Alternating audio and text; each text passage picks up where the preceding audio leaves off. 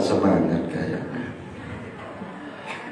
Sudah semangat Pak Ustadz. Iya kurangnya hari berarti. Semoga yang jawab salam diberi keselamatan oleh Allah dunia akhirat. Keluarganya bahagia, anak-anak keturunannya soleh soleha, usahanya lancar-lancar semua, hutangnya cepat lunas. Assalamualaikum warahmatullahi ta'ala wabarakatuh.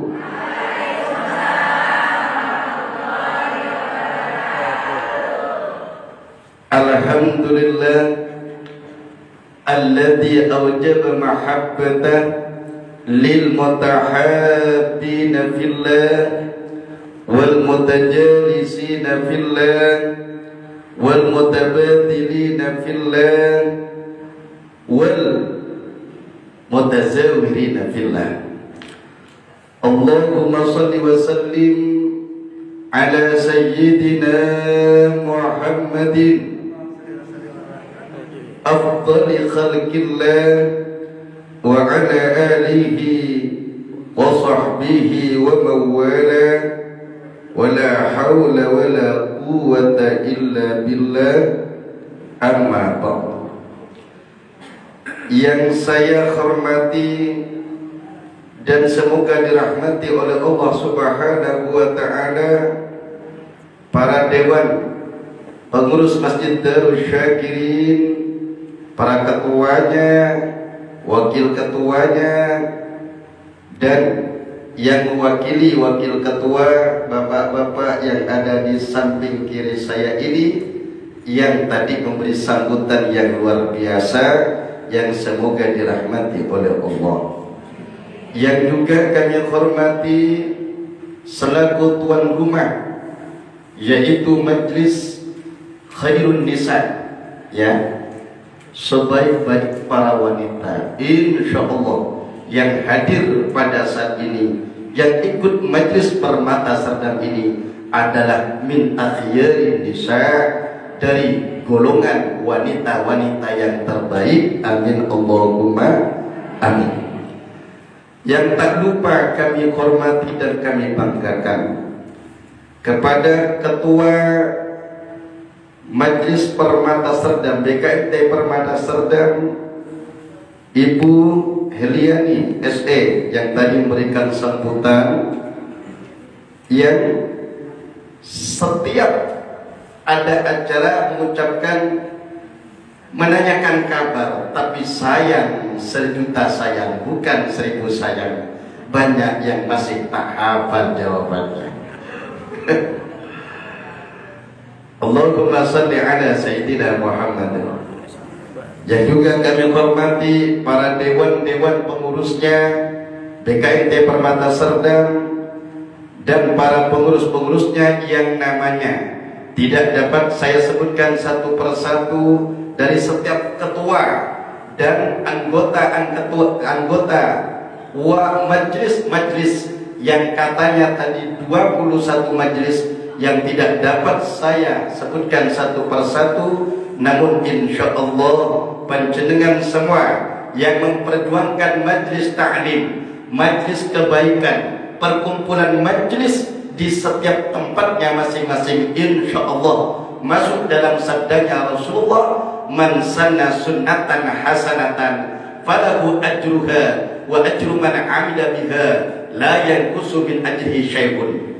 Barang siapa yang memulai kebiasaan baik, kira-kira majelis taklim ini buruk apa baik? Sangat baik. Quran dibaca, nama Allah disebut, nama Rasulullah dikumandangkan, hukum-hukum Allah diajarkan, majelis ilmu diterangkan, hukum-hukum syariat dikabarkan, diajarkan dan dipelajari. Berarti majelis-majelis ta'lim yang berada di tempat-tempat panjenengan semua adalah termasuk sunnatan hasanatan, kebaikan, kebiasaan yang baik. Maka kata Nabi, barang siapa yang menghidupkan, memulai kebiasaan baik di tempatnya masing-masing, falahu maka bagi sang pemula ajruha adalah pahala kebaikan tersebut, wa ajru man amila biha, dan pahalanya orang yang misalnya yang memulai wafat, sakit, meninggal dunia, wafat, maka diganti oleh generasi atau penerus selanjutnya berkelanjutan. Umpamanya kita niatkan sampai hari kiamat, la yanqusu min ajrihi syai'un, sedikit pun tidak dikurangi pahalanya oleh Allah Ta'ala. Amin Allahumma amin. Andai kata panjenengan yang memulai 10 orang, lalu 10 orang diantaranya 5 wafat, dan ternyata majelis ini berkelanjutan, diteruskan oleh generasi kedua, ketiga, keempat, bahkan tidak terhitung generasi-generasi yang melanjutkan, yang majelis taklim ini, majelis taklim itu, majelis taklim begini namanya dan lain sebagainya, dengan pola mereka, dengan seragam mereka, dengan kebiasaan mereka. Yang penting diisi dengan zikir-zikir kepada Allah, syariat-syariat Nabi, Al-Quran, Yasin, apapun itu yang dibaca. Yang penting itu firman-Nya Allah. Entah majelisnya kebiasaan baca Yasin, ya enggak apa-apa. Yasin qalbul Quran, hati Quran. Entah majelisnya itu tadrusan Quran, bagus. Entah ya majelisnya itu shalawatan Nabi, bagus. Entah majelisnya itu tidak ada apa-apa, cuma kajian-kajian ilmu, bagus. Berarti itu majelis-majelis baik. Misalnya mati di antara 10, 5-nya wafat umpama, atau biasa kita bisa hadir, maka dikirim pahala demi pahala. Misalnya semakin hari majelisnya semakin berkembang, dari 20, 30, 40, 50, ternyata yang memulai hanya sisa 5 atau habis, tapi dia akan dikirim pahala oleh Allah Ta'ala karena barokah dia memulai kebaikan. Maka pemula itu sakit, penuh tantangan, penuh perjuangan, tapi setelah berhasil maka pahala dia akan panen. Seperti kita menanam tanaman, kira-kira sakit tidak ketika menanam? Sakit, harus menguruk tanah dan lain sebagainya. Tapi setelah tumbuh, akhirnya dipetik, dimakan oleh sampean. Kita yang menanam mati, ternyata anak kita, cucu kita hanya tinggal panen mereka. Begitulah kita memulai majelis-majelis kita di tempat kita masing-masing. Semoga panjenengan semua yang menjadi awal dimulainya majelis-majelis di tempat panjenengan semua, baik yang telah wafat atau yang sedang sakit, mengalir pahala demi pahalanya oleh Allah Ta'ala sampai hari kiamat. Amin Allahumma amin. Salawat dan salam kita haturkan kepada baginda Rasul Muhammad sallallahu alaihi wasallam, karena barokah Rasulullah segala nikmat yang kita rasakan, yang kita diberi nikmat urat yang sampai tua bisa menggunakan urat ini, sampai tulang, sampai kulit keriput bisa menggunakan urat-urat ini, diberikan tulang oleh Allah Ta'ala, diberikan darah mengalir di dalam tubuh kita, bahkan bisa duduk normal seperti orang biasa. Padahal sudah sepuh, tapi semangatnya semangat dalam kebaikan seperti anak-anak muda. Semua itu sampai kepada kita barokah Kanjeng Nabi Muhammad sallallahu alaihi wasallam. Maka Rasulullah Nabi Muhammad adalah nikmat terbesar yang Allah berikan kepada kita sebagai umatnya Kanjeng Nabi Muhammad sallallahu alaihi wasallam. Kita aku, kita banyak dosa, iya. Kita banyak maksiat memang. Kita durhaka, oke. Tapi kita bermajelis, tidak ada yang tujuan kita pengen syafaatnya Rasulullah sallallahu alaihi wasallam untuk kita dan untuk keluarga kita. Amin Allahumma amin. Terutama di hari Jumat, panjenengan pulang sambil baca sallallahu ala Muhammad, semuanya sallallahu wasallam, sallallahu ala Muhammad.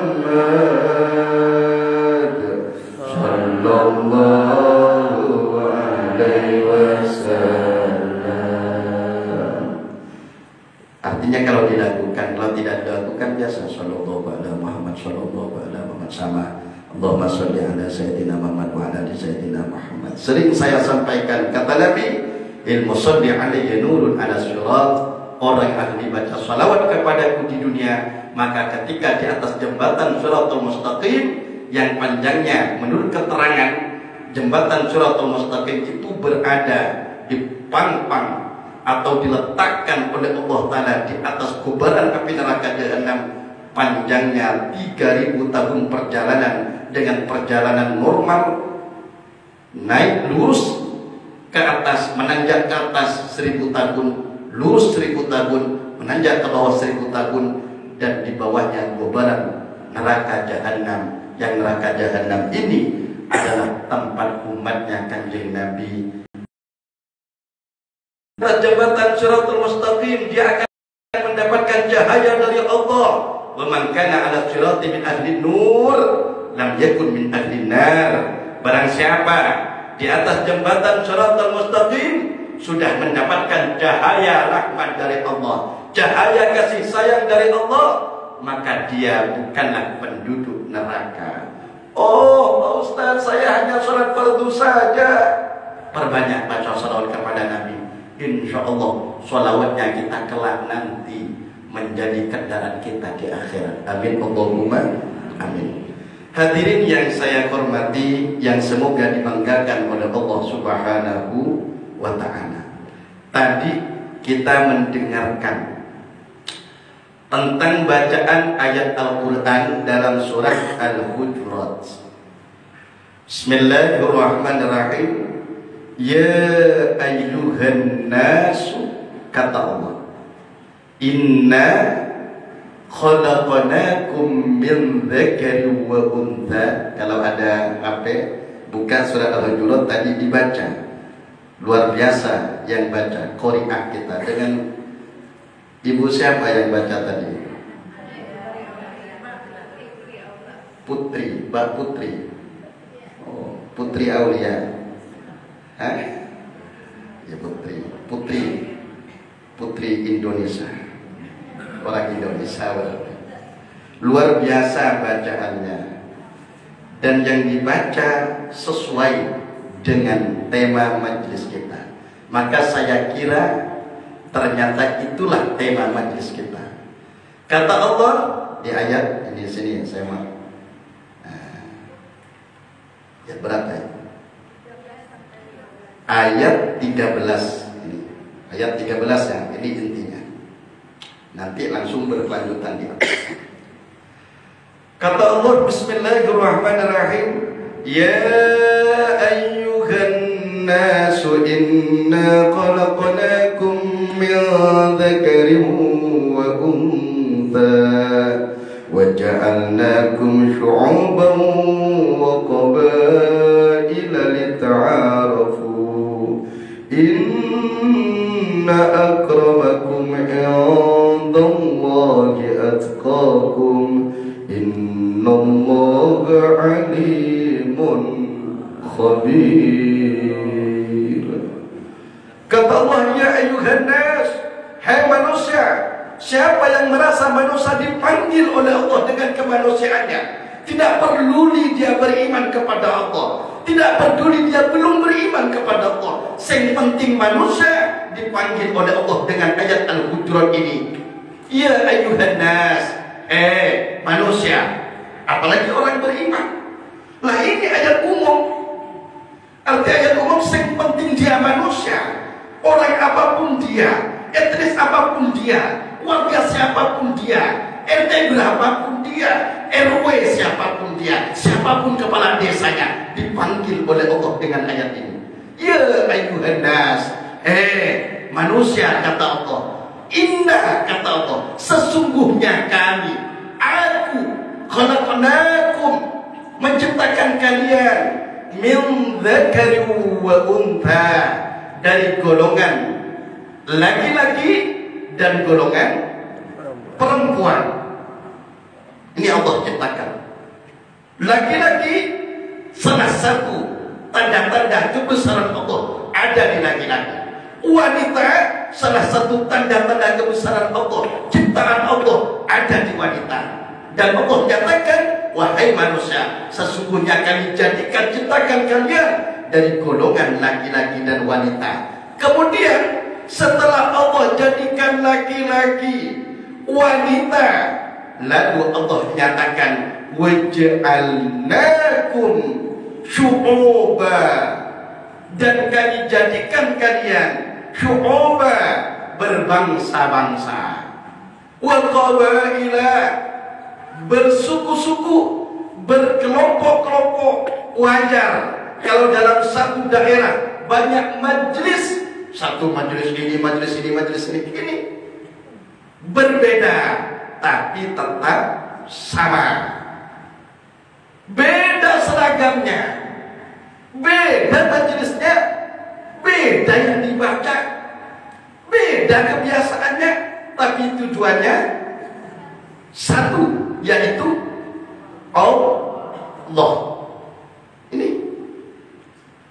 berarti adanya perbedaan di antara kita itu untuk apa Allah tunjukkan?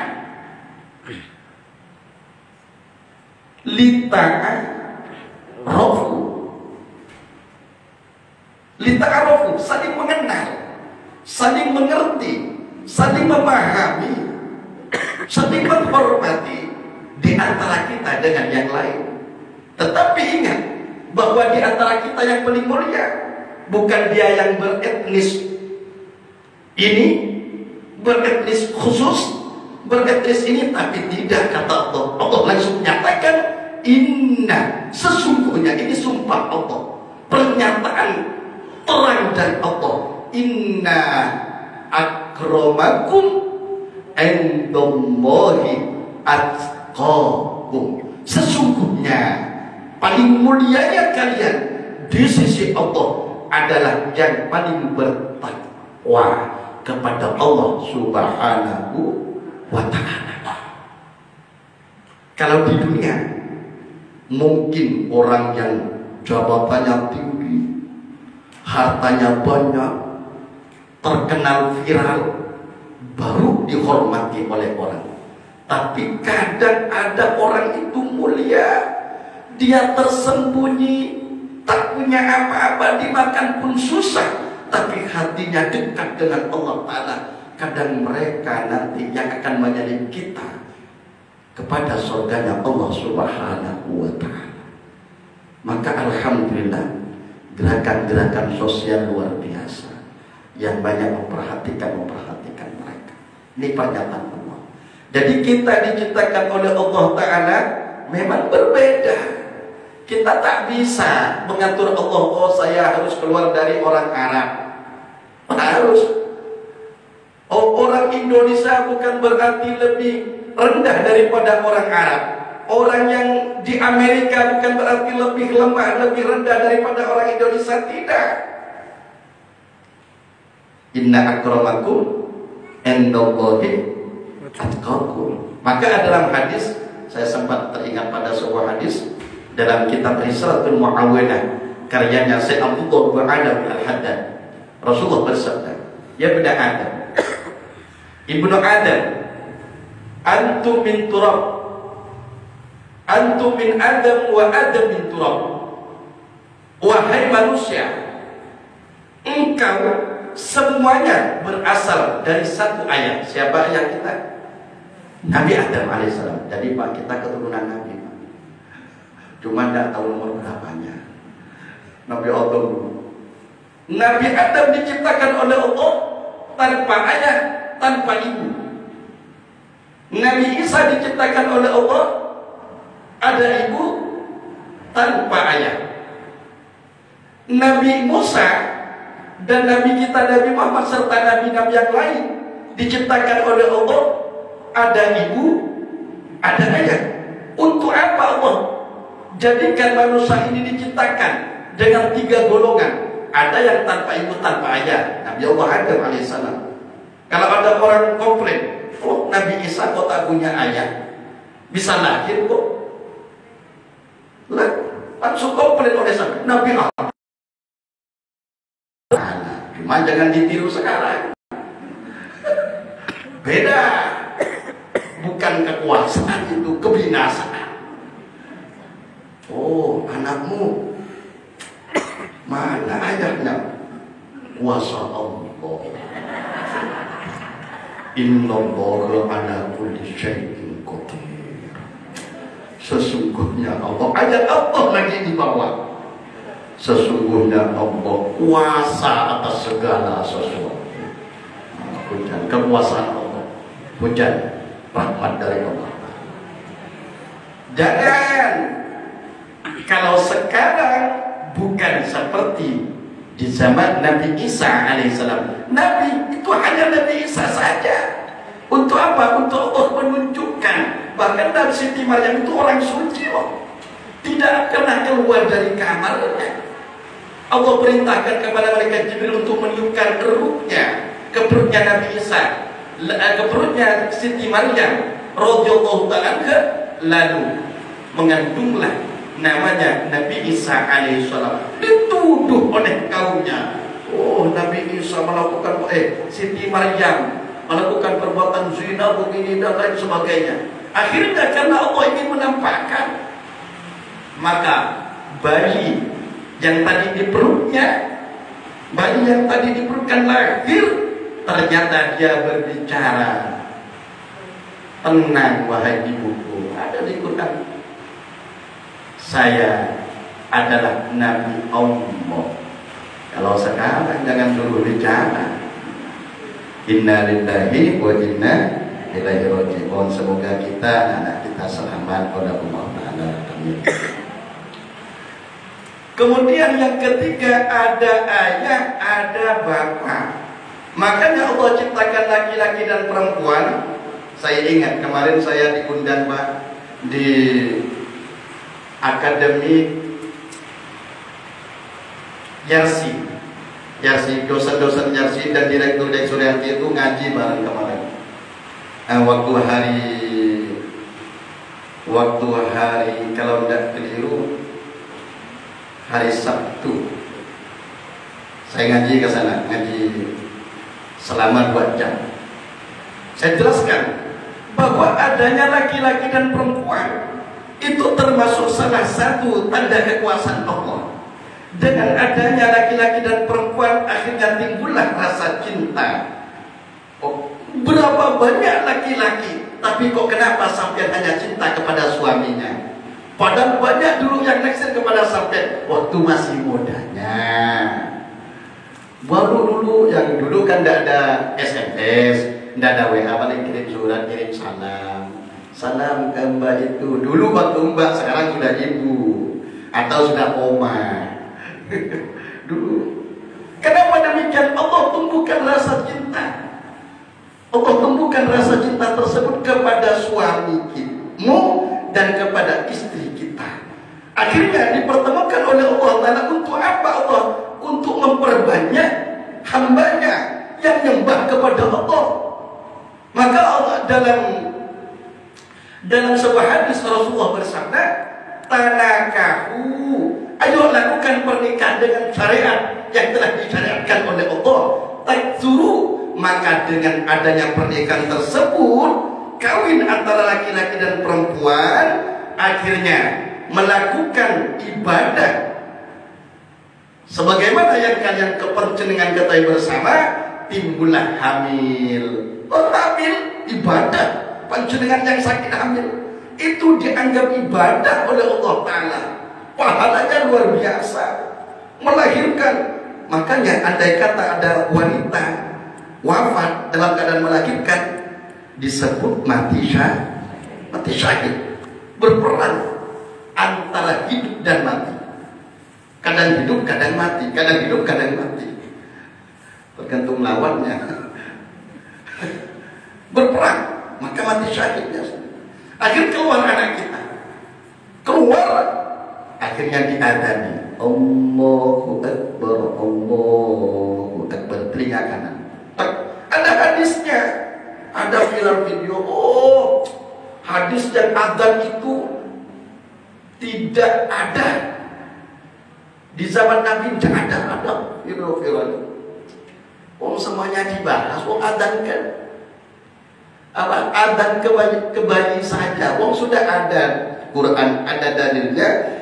Man wulida lahu mauludun, barang siapa yang dia diberikan seorang anak, fa'adzana fi udunihi yumna, lalu diadzani di telinga kanannya, wa aqama fi udhil yusra, dan diiqamati di telinga kirinya, lam tadurruhu ummu sibyan, maka tidak bahaya baginya godaan ummu sibyan, ibunya anak-anak. Ibunya anak-anak itu maksudnya jin yang bernama ummu sibyan. Kalau dalam bahasa kita di Pontianak disebut kuntilanak. Kan nangis tuh anak itu, lihat itu, maka diadzan. Allahu Akbar, Allah. Kalau ada bapaknya dekat dengan bapaknya, adzan oleh bapaknya. Allahu Akbar, Allahu Akbar. Kalau bapaknya sedang sibuk, ada adiknya, ada saudaranya, suruh adzan. Allahu Akbar, tapi jangan pakai mic. Allahu Akbar, Allahu Akbar. Aku inani anaknya nanti. Santai saja ke kupingnya. Allahu Akbar, Allahu Akbar, Allahu Akbar. Kalau tidak ada laki-laki sama sekali, udah. Dan kawan-kawan perempuan boleh Ustaz? Boleh. Oh, tidak boleh perempuan adzan. Yang penting jangan pakai mic adzan setelah mau sholat itu. Itu yang tahu. Allahu Akbar, Allah. Mentang-mentang bagus suaranya mau adzan dulu. Tak boleh. Karena yang sudah adzan itu harus laki-laki. Kecuali jemaahnya perempuan semua, imamnya perempuan adalah perempuan sunat, tapi dengan kata suaranya di tempat itu komat perempuan juga begitu. Tidak apa-apa orang Allahu Akbar, Allahu Akbar, syahadu Allahu Akbar, Allahu Akbar, syahadu la ilaha illallah, syahadu la ilaha illallah, dan seterusnya. Kemudian komatnya telinga kirinya, laki-laki atau perempuan sama, bayi laki-laki atau bayi perempuan sama sunatnya, adzani telinga kanan, iqamati telinga kiri. Kemudian setelah lahir, sebisa mungkin taknik, ngerti taknik panjenengan? Ambil kurma yang lembut, kemudian kalau ada orang soleh, suruh kunyah ke orang soleh. Lalu masukkan ke mulutnya sedikit saja, jangan yang besar-besar itu, nanti muntah anaknya. Orang soleh, nah ada kiai atau habaib atau orang-orang pancingan kagumi ibadahnya soleh, taat Allah, dan jangan suruh kunyah yang tak sholat, nanti ketularan dia. Makanya dulu ketika Rasulullah lahir, kemudian kalau bisa ketika para ulama tersebut ditaknik. Kemudian kalau ada madu, kasih madu. Madu itu insya Allah cerdas anaknya. Tak usah banyak-banyak. Kalau kita diminum tidak apa-apa. Anak-anak cukup. Nah, sedikit itu. Begitu insya Allah cerdas anaknya. Sekarang kan anak-anak kan sudah makan apa itu? Kole-kole apa itu? Hah? Apa? Iya, sesuai apa namanya itu? SGM apa lagi itu? Ya pokok kole-kole apa itu? Kalau dulu di kampung-kampung pakai pisang.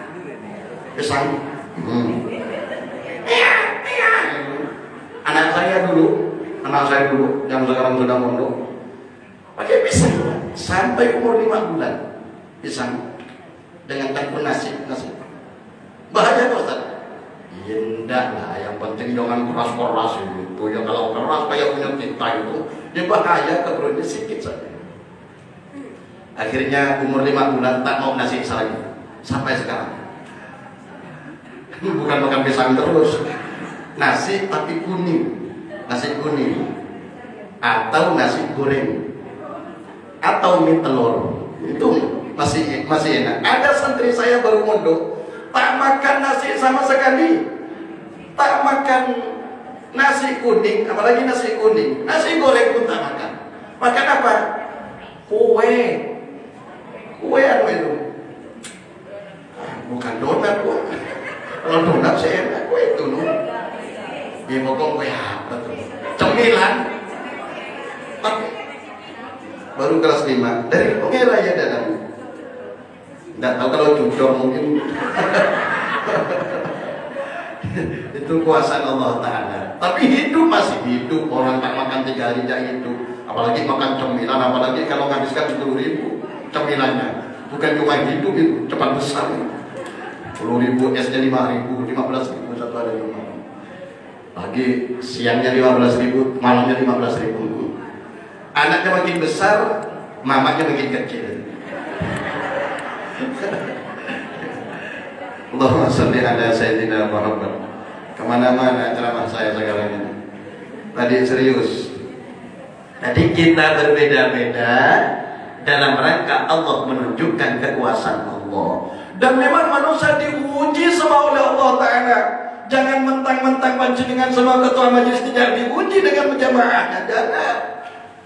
Kalau Allah Ta'ala ingin mengangkat derajat seseorang pasti diuji oleh Allah Ta'ala. Makanya kalau ada sekelentingan sampai ke telinga kita, ibu itu begini-begini, padahal majelisnya begitu-begitu, oh kiai itu begini-begini, oh ustaz itu begini. Mungkin Allah Ta'ala sedang mengujinya. Kita tidak tahu sebenarnya apa yang terjadi kepada mereka. Karena semakin Allah Ta'ala ingin mengangkat derajat seorang hamba, maka semakin diuji oleh Allah Subhanahu wa Ta'ala dengan segala macam ujian. Siapa? Contohnya para nabi-nabi, termasuk nabi kita.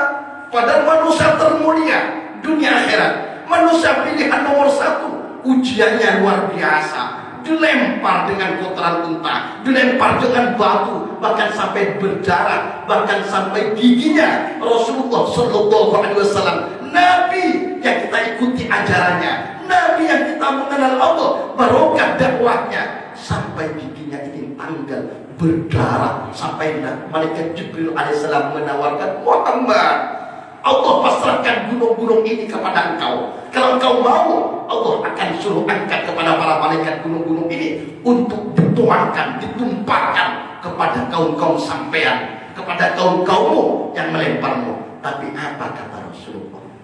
La Jibril, tidak wahai Jibril. Siapa tahu sekarang mereka itu tidak tahu bahwa aku utusan Allah. Tapi saya berharap turunan mereka, anak keturunan mereka nanti beriman kepadaku, wahai malaikat Jibril. Akhirnya apa? Ternyata benar. Negeri Taif yang dulu kakek-kakek mereka melempar Rasulullah, ternyata cucu-cucunya, anak-anaknya beriman kepada kanjeng Nabi Muhammad SAW dan terkenal dengan kota Madinatun Nabawi, kotanya Rasulullah Sallallahu Alaihi Wasallam. Begitu juga kalau ada jemaah kita yang kadang hadir, kadang tak hadir, ya mungkin ujiannya panjenengan, mungkin ketua majelis sedang ingin diangkat derajatnya oleh Allah, biar dia berpikir bagaimana mengistiqomahkan mereka, biar dia berusaha. Karena masyarakat kita kan beda-beda. Oh, tidak diuji dengan majelis, tapi diuji dengan suami, diuji dengan istri. Pasti, jangankan istri dan suami kita, istri dan suami nabi-nabi. Tahu Sayyidina Umar radhiyallahu anhu? Kenal sampean Sayyidina Umar? Kenal sejarahnya, kenal ceritanya. Sayyidina Umar itu disebut singa padang pasir. Siapa? Sebelum Sayyidina Umar itu, sebelum beriman kepada Rasulullah, bajingan tengik, pemabuk, pembunuh. Tapi setelah petunjuk Allah masuk ke dalam hatinya Sayyidina Umar, ternyata pembela yang mati-matian di dalam dakwahnya Rasulullah, ya Sayyidina Umar. Maka kita jangan menganggap remeh kalau ada orang sedang tidak sholat. Kita yang ahli ke masjid jangan menganggap enteng mereka yang belum pernah ke masjid. Takut-takut dibalik di akhir hayat kita dan di akhir hayat mereka. Karena kita, hati kita menganggap remeh orang terus, akhirnya dibalik oleh Allah Ta'ala. Na'udzubillah. Doakan saja. Masalah petunjuk bukan urusan kita, itu urusan Allah. Kita tak punya petunjuk. Kita hanya mengajak, wa ma'alaina illal balagul mubin. Kewajiban kita menyampaikan saja. Bahkan ketika orang disampaikan tak mau langsung kita mau tombol, mau pukul, langsung mau ditembak, ya mati semua orang. Nggak ada orang sujud ke Allah nanti. Doakan saja, siapa tahu nanti. Oke, bapak-bapaknya lupa ke masjid, lupa untuk sujud, lupa untuk melakukan ibadah kepada Allah. Tapi siapa tahu anak-anaknya nanti, cucu-cucunya dan lain sebagainya. Sayyidina Umar, ketika ada salah satu sahabat ingin melapor tentang istrinya ngomel begini, ingin Sayyidina Umar juga diomel oleh istrinya. Padahal Sayyidina Umar, makanya Pak, walaupun komandan seperti aku pasti takut ke ibu-ibu nih Pak. Iya kan Bu? Ibu itu is the best. Is the best. Takut Bu. Kiai besar, istrinya takut. Komandan, takut istrinya. Bupati, jangan tanya-tanya ke bupati. Makanya An-Nisa imadul bilad, para wanita itu adalah tiangnya negara. Kalau para wanitanya bagus, dalam rumah bagus, pendidik anak bagus, maka insya Allah negara atau tempat yang ditempati oleh wanita-wanita yang bagus ini nanti akan menimbulkan anak-anak, keturunan masyarakat yang bagus-bagus. Tapi kalau yang perempuannya rusak, naudzubillah min dzalik, maka jangan heran kalau selanjutnya akan lebih rusak daripada perempuan-perempuan tersebut. Maka panjenengan alhamdulillah sudah top markotop, panjenengan ikut majelis sudah oke, sudah benar. Setiap bulan diisi dengan kajian ilmu untuk mengingatkan kita. Karena hati, ada kalanya hati ini sehat, hati sehat bagus, hati selamat bagus, ada hati bersih bagus, ada kalanya yang kita khawatirkan hati kita sakit, hati kita keras, hati kita naudzubillah mati. Sakit mungkin bisa disembuhkan, keras mungkin bisa dilembutkan, tapi kalau sudah mati, jangankan kata-kata ayat yang dibaca, 1000 ayat pun tak akan masuk kepada hati yang mati. Maka bagaimana cara menghidupkan hati? Dzikir, perbanyak dzikir dan perbanyak berfikir. Berfikir lampunya hati, berzikir cahaya hati. Bermanfaat bagi hati yang sedang keras. La ilaha illallah di rumahnya sampai. Kalau di masjid tak mau sampai, takut dibilang bid'ah, zikir setelah sholat. Takut dibilang haram, masa orang zikir la ilaha illallah haram, minta masuk neraka. Orang mau masuk surga harus zikir la ilaha illallah. La ilaha illallah, mau masuk neraka. Naudzubillah. Emang neraka punya dong? La ilaha illallah, la ilaha illallah, la ilaha illallah. Hatinya di sini hati. Dalam kolbunya, dalam hatinya, tiada Tuhan yang aku sembah kecuali Engkau Allah. Tidak ada Tuhan yang aku taati kecuali Engkau Allah. Tidak ada Tuhan yang aku akan kembali kepadanya kecuali Engkau Allah. Dalam hatinya, la ilaha illallah. Kuatkan dalam hati, walaupun lidahnya tak kuat. Sampai kita semua di rumahnya, la ilaha illallah. Apalagi sedang sendirian, itu sangat manfaat. Sambil berzikir, sambil berpikir. Ini otak sudah lari kemana-mana. Seolah-olah kita sedang berada di kubur. Seolah-olah kita sedang disiksa oleh malaikat munkar dan nakir. Seolah-olah kita sedang meniti di atas jembatan Shiratal Mustaqim. Api neraka sedang membakar kita. Seolah-olah mata ini sudah meleleh di dalam kuburan. Seolah-olah pipi ini sudah hancur lebur, dimakan ular.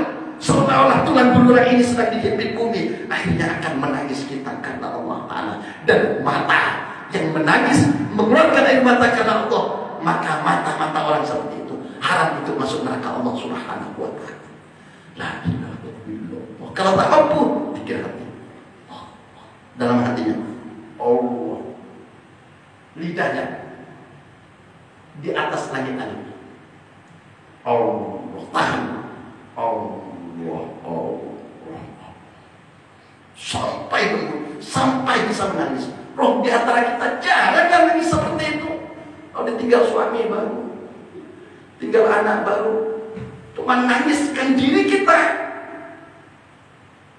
Jarang. Saya panjenengan sama. Ini mengingatkan kita semua. Waktu pikiran yang panjenengan pikiran, subhanallah, subhanallah. Jangan hanya mulut subhanallah. Pejam mata, subhanallah. Dalam hatinya, maha suci Allah. Aku kotor. Aku tak ada apa-apa, tak berdaya. Subhanallah, subhanallah, subhanallah. Alhamdulillah, alhamdulillah, alhamdulillah. Makanya yang pakai zikir setelah sholat, tidak apa-apa. Yang diam setelah sholat, ya biarkan saja. Jangan sama-sama mencomot antara satu yang lainnya. Jangan yang tak zikir setelah sholat, dia mengatakan orang yang zikir setelah sholat bid'ah, masuk neraka, tak ada ajaran, tidak disyariatkan, hadisnya banyak kok, karena tak sampai kepada hadis mereka. Bahkan dalam hadis Nabi, banyak saya jelaskan. Man sabbahallah dubura kulli sholatin salasa wa salasin wa kabbarallah salasa wa salasin wa hamidallah salasa wa salasin summa qala tamamal mi'ah la ilaha illallah wahdahu la syarika lahu sampai syai' qadir, maka ghufira lahu khotoyahu wa ikan misla zabatil bahri. Barang siapa setelah sholat baca subhanallah subhanallah 33 kali, Allahu akbar Allahu akbar 33 kali, alhamdulillah alhamdulillah 33 kali, dan digenapkan 100 menjadi la ilaha illallah wahdahu la syarika lahu syai' qadir. 33 kali 3 sama dengan 99. Kemudian Allah syai' qadir itu 1, berarti 100. Maka khutbah khotoyahu, maka dosanya diampuni oleh Allah. Wa in kana misla zabatil bahri, walaupun dosanya sama seperti buih-buih atau busa-busa yang ada di lautan. Hanya baca itu saja, tanpa istighfar, apalagi diri dengan istighfar dan lain sebagainya. Intinya, karena hampir jam 2:30 sudah, katanya ada pertanyaan, takut sampai asar karena masjid orang. Intinya, pertama, ayo sambung tali silaturahmi. Majlis kita terus hidupkan. Setiap bulan kita istiqomahkan, gonta-ganti. Kalau sampai tak sempat, suruh wakilkan kepada majlis yang lain, kawan-kawan yang lain. Kamu saja ya, saya penting hadir 5 orang, minimal 3 orang, kan begitu. Biar lain itu merasa dihargai dan lain sebagainya. Mudah-mudahan bermanfaat oleh Allah Ta'ala. Yang terakhir, saya atas nama keluarga besar Pondok Pesantren Darul Quran wa Dakwah mengucapkan terima kasih atas doa dan dukungan sampean. Alhamdulillah, izin SMP Islam Terpadu Az-Zahira Katulistiwa kemarin sudah keluar. Jadi di pesantren itu sudah ada SMP sendiri. Jadi tahun ini anak-anak yang masuk di situ sudah ber-SMP sendiri, sudah tidak pindu lagi. Insya Allah tahun depan, mudah-mudahan bulan-bulan ini kita mau bangun 2 lantai, doanya dan dukungannya. Insya Allah untuk SMA IT Az-Zahira Katulistiwa, SMA Islam Zahira. Mengingat di Sungai Raya Dalam ini tidak ada SMA, hanya di Imaduddin Aliyah baru buka saja. Mudah-mudahan oleh Allah Ta'ala bermanfaat. Wassalamualaikum.